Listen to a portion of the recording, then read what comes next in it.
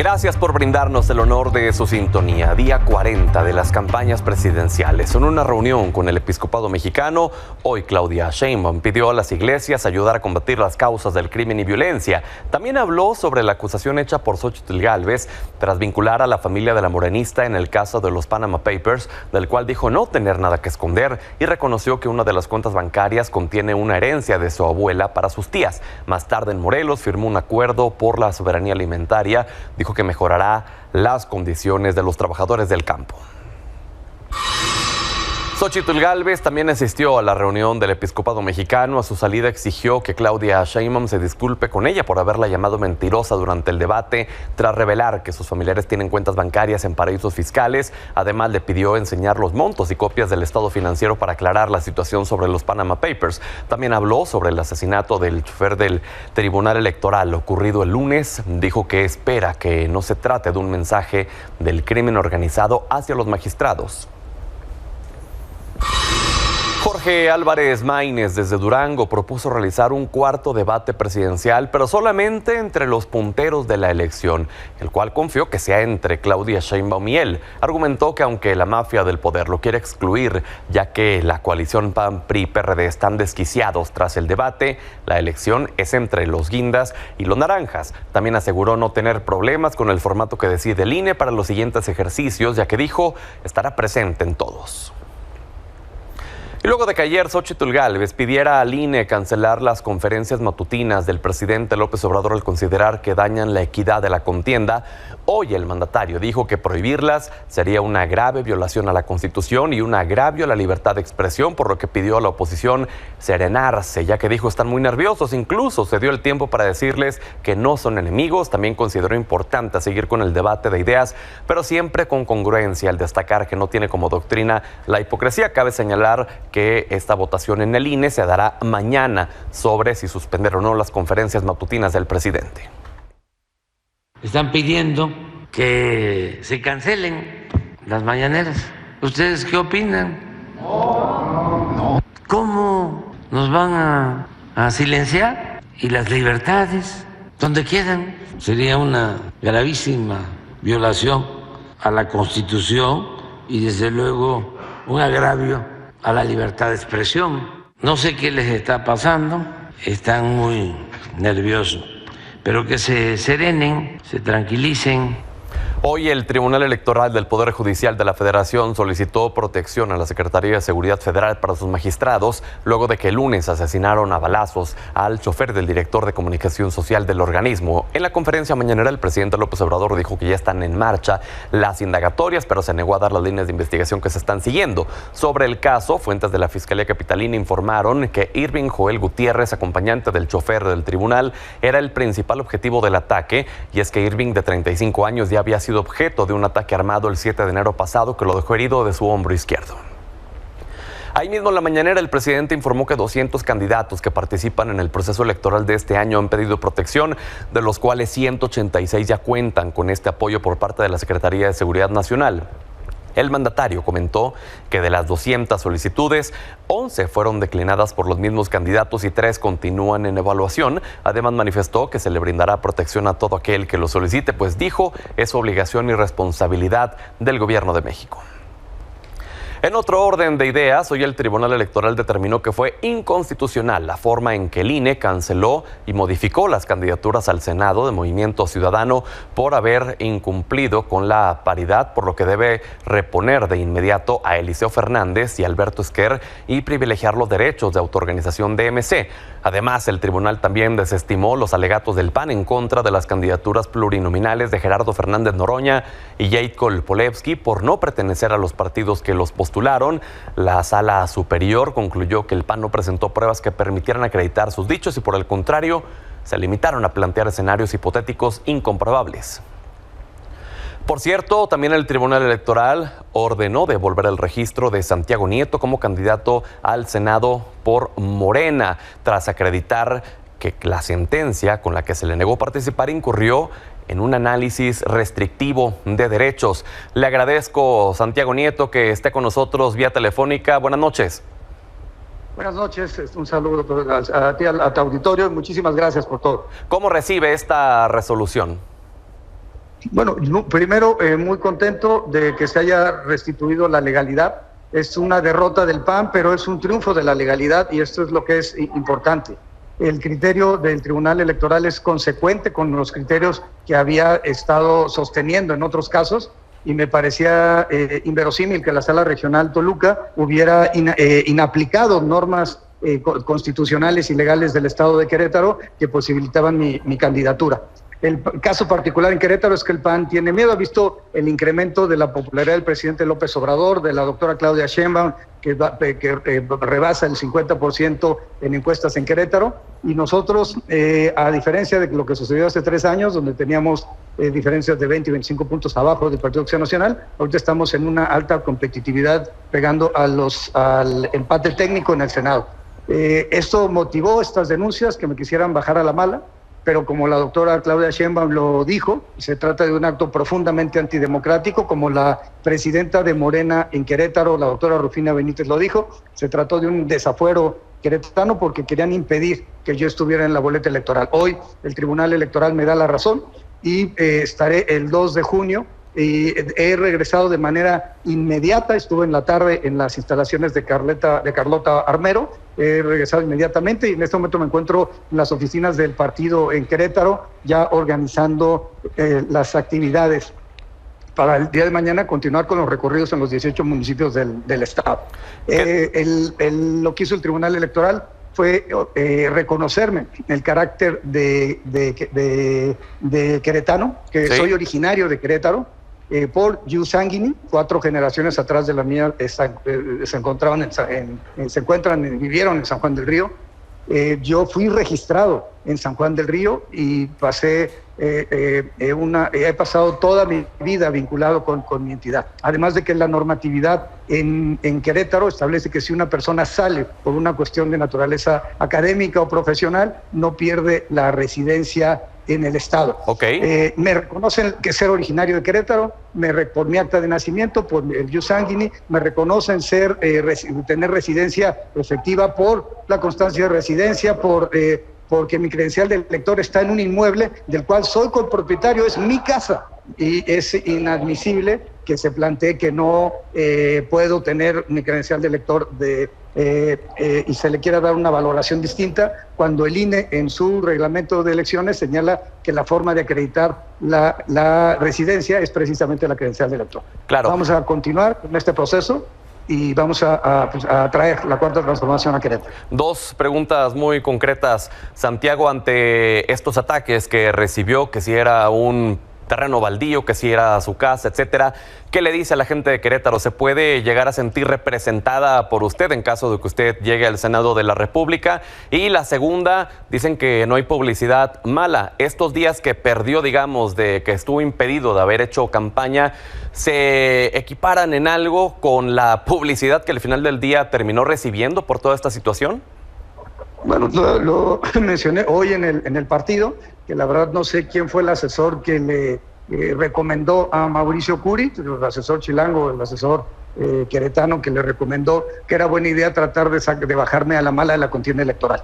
Sí, estuve 15 días fuera de la contienda electoral, pero lo que me acaban de comentar aquí es que se incrementó la preferencia electoral de Morena en 10 puntos en Querétaro durante estos días. Eso hay que agradecérselo, por supuesto, a este asesor de los panistas, del gobernador Curi, y por supuesto que pues, vamos a continuar. Y quiero mencionar que las queretanas y los queretanos me conocen. Yo estudié aquí la primaria, la secundaria, la preparatoria, hice la carrera, fui durante casi una década profesor de la Universidad Autónoma de Querétaro en su posgrado. He publicado libros, todos mis libros se presentan en el Teatro de la República. Soy un orgulloso educado en la verdad y en el honor.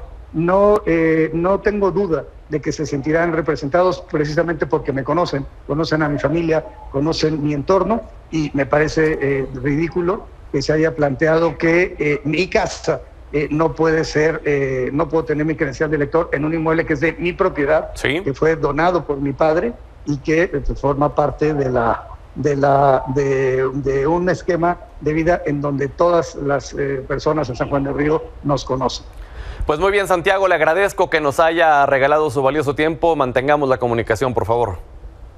Muchísimas gracias. Un abrazo. Buenas noches.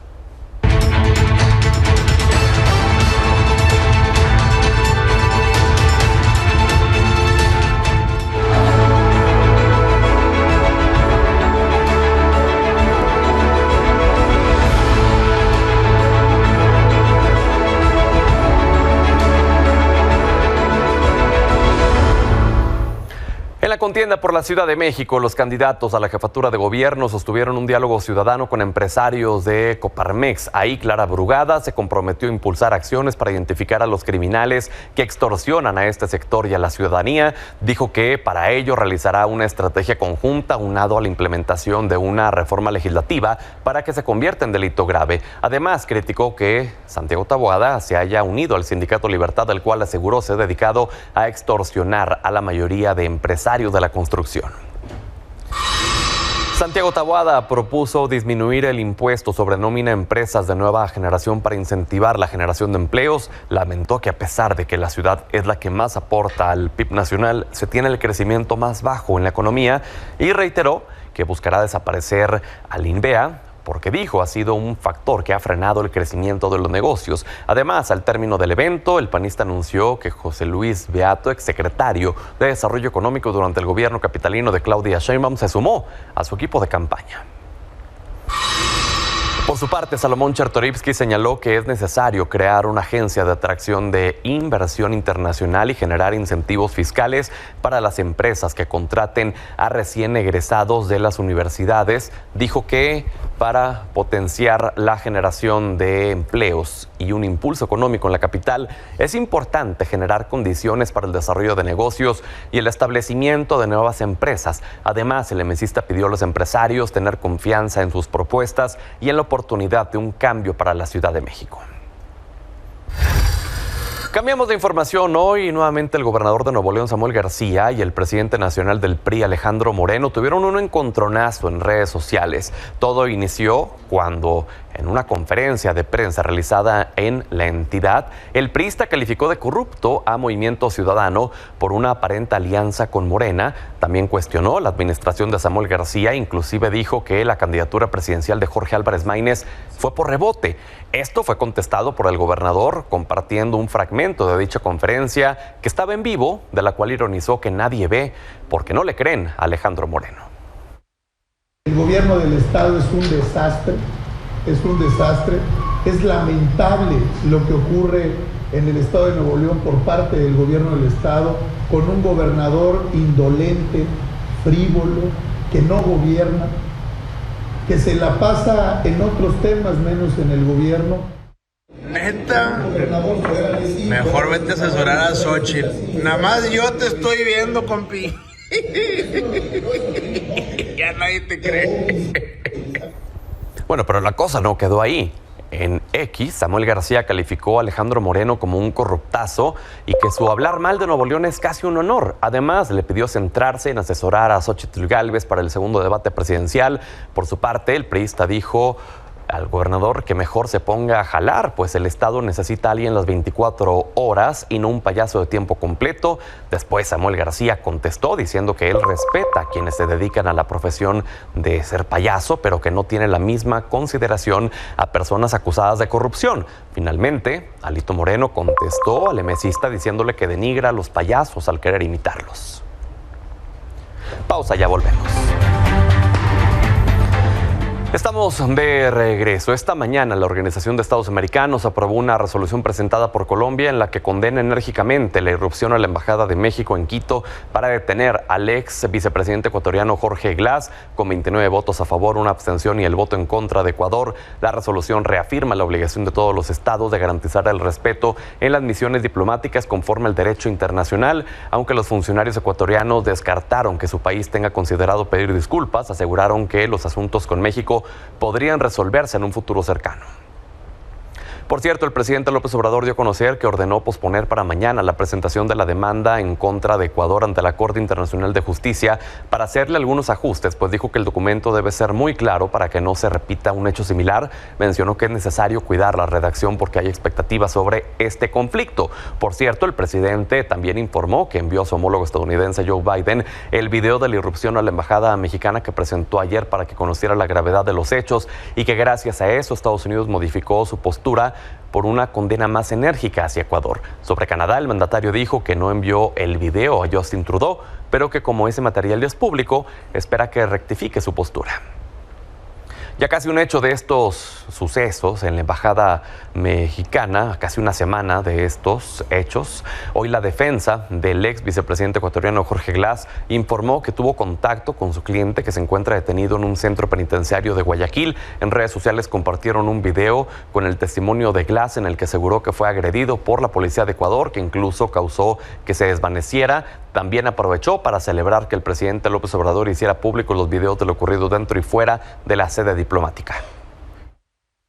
Se sientan, no estaba todo apaleado y me ponen nuevamente a leerme los derechos a un policía, no, así a leer, no, y me sientan ahí y yo me desvanezco.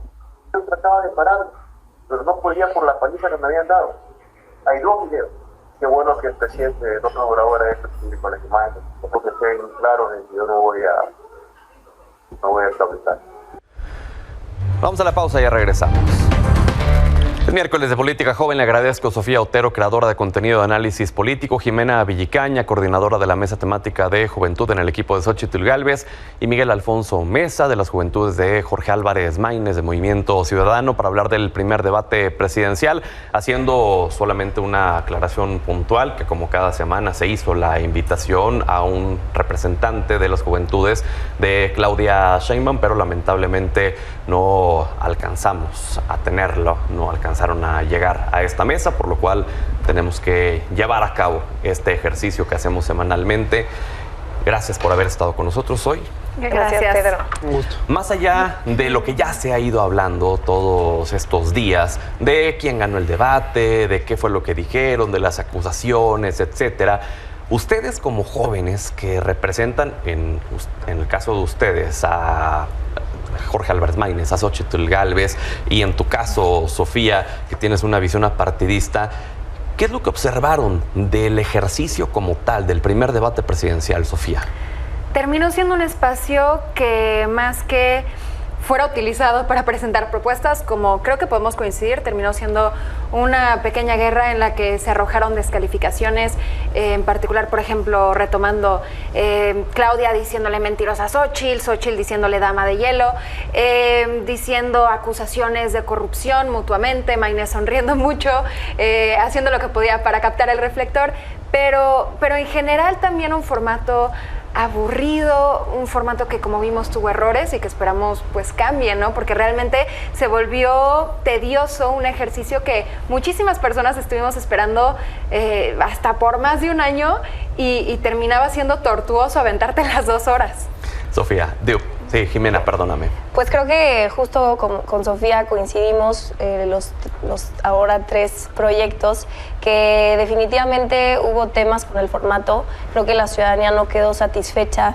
Hay una sensación de las y los ciudadanos de no haber escuchado las propuestas de las y el candidato, pero que esto tiene que ver con que el INE no respetó el formato como se había planteado. Los candidatos iban con esta idea de que tenían una bolsa de 5 minutos, en donde por supuesto que les daba el tiempo de proponer, pero también de discernir y de hacer estas comparativas. Entonces creo que definitivamente el INE tendrá que hacer su trabajo para perfeccionar el método para el siguiente debate por el bien de la ciudadanía. Miguel. Pues coincidimos en que el debate no tiene un buen formato, pero no hay que hacer cambios ligeros, hay que hacer un cambio estructural a cómo funcionan los debates. Maínez, desde el inicio de la campaña, proponía que se hicieran 20 debates a lo largo de toda la campaña. Y si hacemos algo así, podríamos llevar al primer debate el tema anticorrupción y que se saquen todo lo que se tengan que sacar. A ver, yo no estoy en contra de que las candidatas y los candidatos digan las acusaciones de corrupción que hay en contra de los otros, porque no solo es un proyecto y no solo es una propuesta lo que va a gobernar, es una persona que llega ahí con intereses, con un historial ya sea limpio o sucio, y eso lo tiene que evaluar la ciudadanía. Pero si hacemos 20 debates como lo proponía Maynes, tendremos oportunidad de realmente que 1 hora le dediquen a contrastar cuáles son sus propuestas en cada uno de los temas más importantes del país. Metieron 5 temas en 1 hora, 40 minutos, con interrupciones, con 1000 cosas que no permitieron saber realmente lo que opinan. Hay muchas propuestas de Maynes de las que hay que hablar, pero que no dio el tiempo y no dio el debate, ¿no? Entonces, sí hay que modificar eso. Y última cosa, varios comentócratas creemos que le fue muy bien a Maynes y que por eso están reaccionando, solicitando que ya no esté en los siguientes debates. Maynes, de manera ni siquiera a la defensiva y ni siquiera victimista, sino propositiva, dijo: hagamos un cuarto debate y que las 2 opciones que estén al puntero en ese cuarto debate sean las únicas que estén. Entonces, él está tomando esa crítica que a mí me parece injusta, e incluso la comentocracia está proponiendo violar la ley al excluirlo de otros debates. Me parece muy bueno decir, vamos a darnos y al final que debatan las últimas 2 y que el país contraste. Sofía, ¿qué es lo que desde tu perspectiva puntualmente habría que mejorar para el segundo debate, para el tercer debate? Definitivamente darles tiempo de interacción, por una parte, para que realmente puedan hablar entre ellas, también con Maynes, porque realmente fue un formato muy cuadrado, muy cerrado, muy tedioso. Y también darles un espacio pues más libre, no tan delimitado, para que no solamente sea como tú lo comentabas, ¿no? Lo de la bolsa de tiempo de 5 minutos, pues pensaron que genuinamente iban a tener 5 minutos para expresarse y decir cosas más allá de las preguntas, para sacar estas cuestiones, acusaciones de corrupción, y terminó eso sin pasar. Esos 5 minutos fueron utilizados para tratar de responder a más preguntas muy complejas que requerían más tiempo para realmente resolverlas. Que en teoría estas preguntas fueron hechas por ciudadanos, ¿no? Sí, fueron hechas por ciudadanos, a pesar de que, bueno, al final tuvimos una reacción negativa del presidente, que estaba tratando de decir que estaban elegidas de manera tediosa. Realmente se hizo un trabajo meticuloso para cerciorarse que estas personas fueran personas reales. Y de hecho, conozco a una persona que envió su pregunta y que en tiempo real vi su tweet. Ah, mira, leyeron mi pregunta, ¿no? Entonces, sí creo que se hizo un buen trabajo en la elección de las preguntas,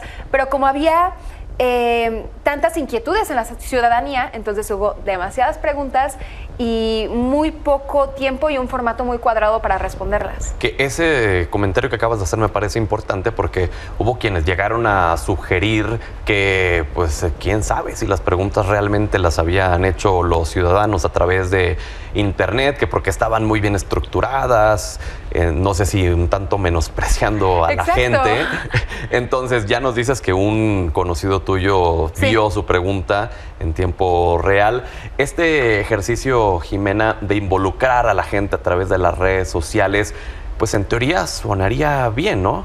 Por supuesto, al final estos ejercicios sirven para que la ciudadanía se informe respecto a lo que quiere conocer, lo que quiere saber. Entonces, si las preguntas las formularon las y los ciudadanos, pues hay que atenderlas y responderlas, pero sí coincidimos en que se tiene que mejorar el formato y por supuesto que tiene que haber una claridad con las candidatas y el candidato de cómo se va a dar el formato, porque en este caso no fue así. Lo que sí sucedió en este debate es pues, que nos quedó muy claro que Claudia Sheinbaum es la candidata de la continuidad de este proyecto, de la continuidad del maquillaje de cifras, de los otros datos, de las mentiras. Impresionante cómo se atrevió a decir cínicamente que este sexenio ha disminuido los feminicidios hasta en un 40%. Creo que eso es algo sumamente frívolo, indolente ante las víctimas indirectas que padecen la ausencia de esas mujeres que les fueron arrebatadas, teniendo en cuenta que el 2021 es el año con un registro más grande desde el 2015 por este delito. Más de 1,018 feminicidios se cometieron solamente en ese año, un índice que no habíamos visto, como te digo, desde el 2015. Dijo que como jefa de gobierno en su administración hubo una impunidad cero en el delito de feminicidio. Decirte, Claudia, que sabemos que ningún delito de feminicidio cometido en el 2022 hoy cuenta con una sentencia, es decir, hubo impunidad del 100%. Qué frivolidad de mentir, de maquillar las cifras, y pues nos quedó claro a la ciudadanía que este sexenio se trata, si ganara Claudia, se trataría de lo mismo, de mentir, de engañar, de maquillar cifras, y se ensanchan el pecho mintiéndole a las y los mexicanos. Miguel, ¿qué es lo que piensan las juventudes de Movimiento Ciudadano respecto a este ejercicio de incorporar preguntas a través de redes sociales? Que en el segundo debate lo que nos decía Carla Humphrey el viernes es que son preguntas que se recabaron a través de plazas públicas alrededor de todo el país. Digamos, este ejercicio de las preguntas va a continuar. ¿Qué es lo que piensan? A ver, Maynes no solo está de acuerdo en que haya estas preguntas y que sea un ejercicio ciudadano, sino que lo ha convertido en el día a día de su campaña. Es el único candidato que va a todas las universidades del país a ponerse frente a los estudiantes, que sabemos que son las personas, más rebeldes, ¿no? Por la edad, por las ideas que están fluyendo en la universidad, porque no tienen compromisos laborales, ni con partidos, ni con nadie. Es el público más crítico que pueda haber. Y su campaña ha estado centrada en irse a exponer a esos espacios donde hacen preguntas difíciles, en contraste, por ejemplo, con Sheinbaum, que hizo un spot simulando que estaba frente a jóvenes universitarios y que pues nadie le hizo absolutamente ninguna pregunta. Él, en lo que se está basando es en ir a los espacios más difíciles para que le hagan ese tipo de preguntas, ¿no? Entonces, esa parte es positiva. Ahora, Jimena hablaba también un poco del diagnóstico de cómo hablaron acerca de la impunidad, la corrupción. Nada más para decir ahí un poco, la propuesta de Movimiento Ciudadano es, parte de un diagnóstico, ¿no? Existe una vieja política que no empezó en este sexenio que estamos atravesando. Desde el año 2000 hasta 2024 ha existido continuidad en muchas cosas, ha existido continuidad en la militarización, en los sistemas de corrupción que utilizan, entre otras cosas, y la propuesta de Maynes realmente es la única alternativa frente a esta vieja política. El equipo, la coalición de Xóchitl Gálvez pidió al INE que detengan las conferencias matutinas del presidente López Obrador. Sabemos que esto se va a votar mañana en el Instituto Nacional Electoral. ¿Qué opinas al respecto, Sofía? Yo creo que en concepto las conferencias mañaneras son muy positivas, conceptualmente hablando, que tengamos al presidente diciéndonos información oficial.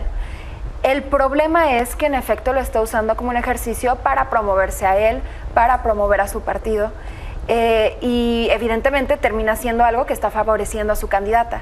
Constantemente ataca al pasado, quizás no dice el nombre de Xóchitl Gálvez, pero sí dice la candidata, es que no puedo decir su nombre, y te lo digo porque yo escucho todas las mañaneras religiosamente todos los días.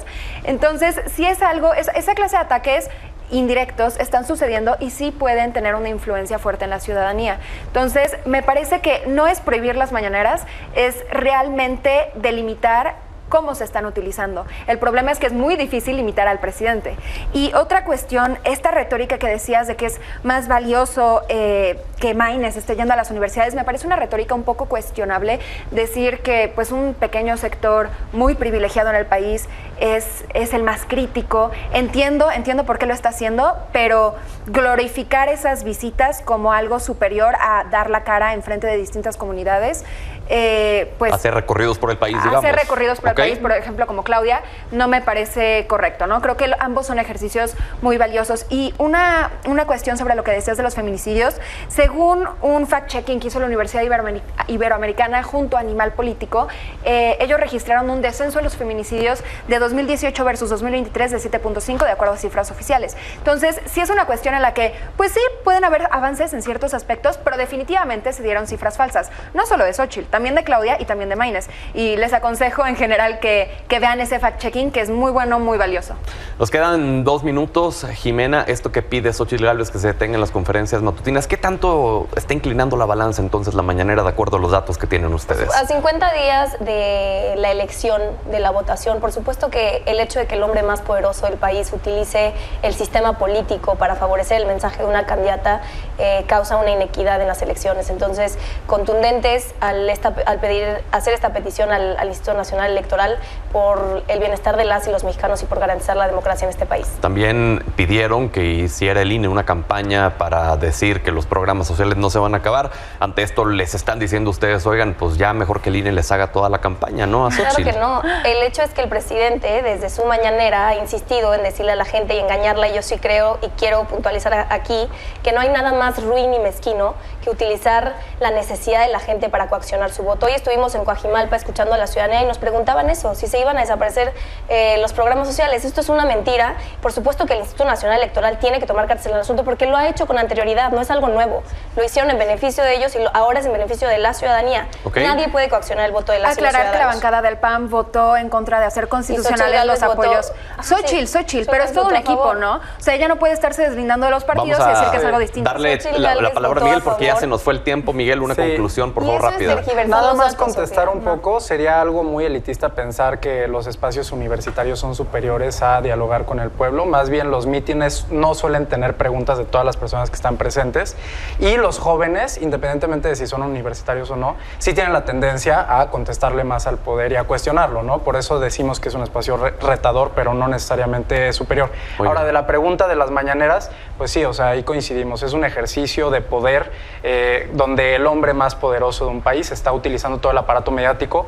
Sin embargo, el derecho humano a la libertad de expresión no permite que haya una censura previa sobre ninguna expresión, ¿no? Entonces, no se puede impedir que haya más mañaneras. En todo caso, debe sancionarse cuando el presidente interviene en la elección. Muy bien, gracias por haber estado con nosotros hoy. Gracias, Pedro.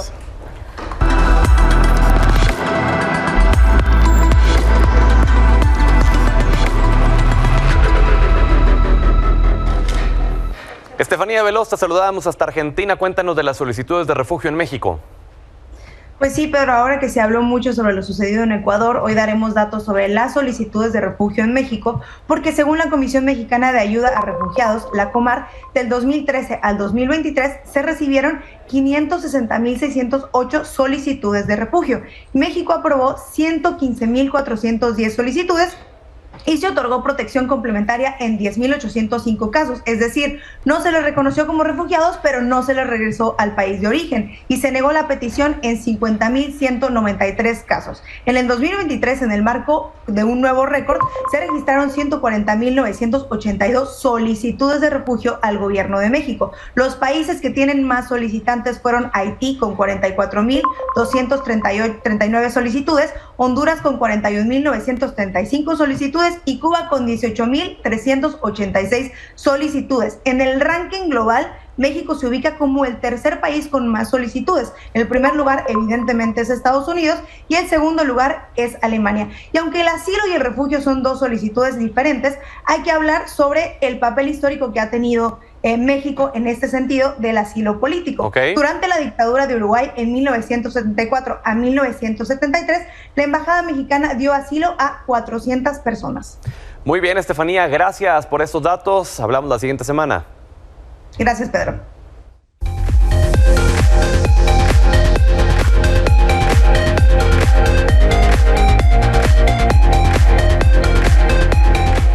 Sorpréndenos, Fernando Santillanes. Pedro Gamboa, se está llevando a cabo un evento de Google en Estados Unidos donde están presentando algunas novedades y parece que ahora todo se está centrando en la generación de video con inteligencia artificial. Esto que estamos viendo es Google Bits. ¿Y de qué se va a tratar? Básicamente es para hacer presentaciones, por llamarle de alguna manera, ¿sabes? Como le decimos comúnmente PowerPoint y demás. Bueno, que puedas decirle, quiero que hagas y que me hagas una presentación de este tema con este tipo de videos, con este tipo de imágenes y inmediatamente genere esos videos, genere esas imágenes. Ya sabíamos que las imágenes se pueden generar muy fácilmente con inteligencia artificial, pero ahora el video parece que es el centro de todo, la manera hiperrealista o la manera en la que ahora puedes crear hasta un storyboard, como se le llama, es decir, una guía visual para crear estos videos y con voces incluidas. Es una herramienta para hacer presentaciones con esteroides, si le quieres llamar así, Pedro. ¿Cuándo va a estar disponible?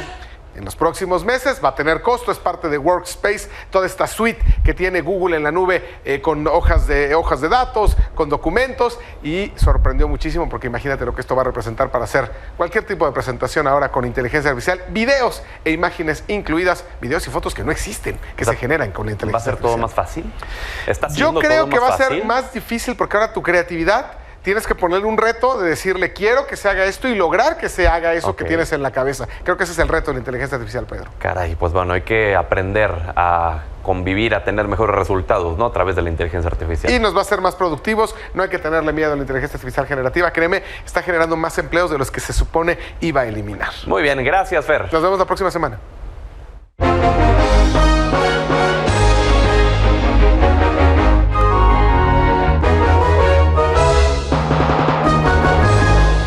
Buenas noches, don Manuel Somoza. ¿Cómo cierran los indicadores el día de hoy?